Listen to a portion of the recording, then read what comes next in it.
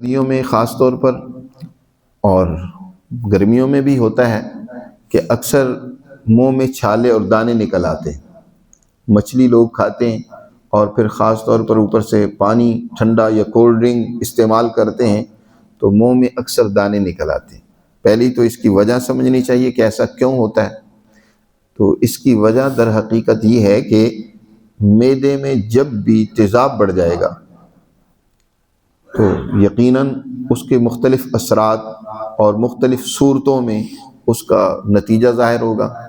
منہ میں دانے نکل سکتے ہیں، سینے میں جلن ہو سکتی ہے، اور اسی طرح اعضاء جو ہیں دیگر ہاتھ اور پاؤں وہ بھی گرم اور جلن ان میں بھی ہو سکتی ہے۔ تو یہ تیزابیت کی زیادتی کے اثرات ہوتے ہیں، اور تیزابیت ہمیشہ یاد رکھیں یہ بڑھتی ہے ٹھنڈک سے۔ لوگ سمجھتے ہیں کہ جب جلن ہو رہی ہوتی ہے نا سینے میں تو گرمی ہو گئی ہے، وہ مزید کوئی ٹھنڈی چیز استعمال کرنے کی کوشش کرتے ہیں، تکلیف اور بڑھ جاتی ہے۔ ٹھنڈی چیزوں سے تیزاب بڑھتا ہے، یاد رکھنا۔ تو مچھلی جو ہے وہ گرم نہیں ہے۔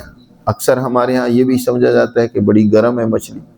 مچھلی کا مزاج جو ہے وہ خشک سرد ہے، پانی میں رہتی ہے، پانی ٹھنڈا ہوتا ہے، تو جہاں جو چیز نشو و نما پاتی ہے تو اس کے اثرات اس پر ہوتے ہیں، تو گرمی اس میں کہاں سے آ جانی تھی۔ باقی رہی بات یہ کہ پیاس کیوں زیادہ لگتی ہے، اس کی وجہ یہ ہے کہ یہ خشک ہے۔ تو خشکی تو انسان میں پانی کی طلب اور بڑھا دیتی ہے۔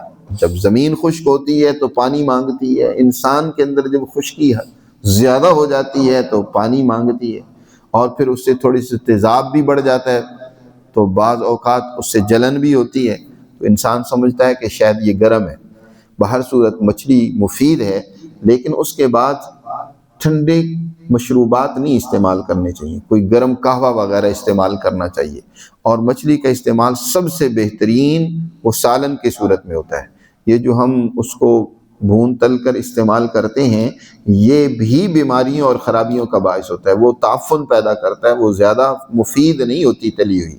سالن کی صورت میں اس کا استعمال زیادہ فائدہ مند ہوتا ہے۔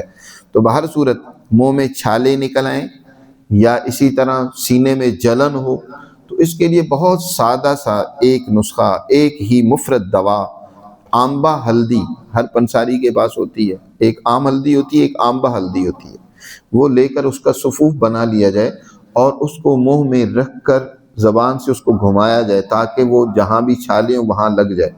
تو اس کو اسی طرح چبا چبا کر تھوڑا سا کھا لے۔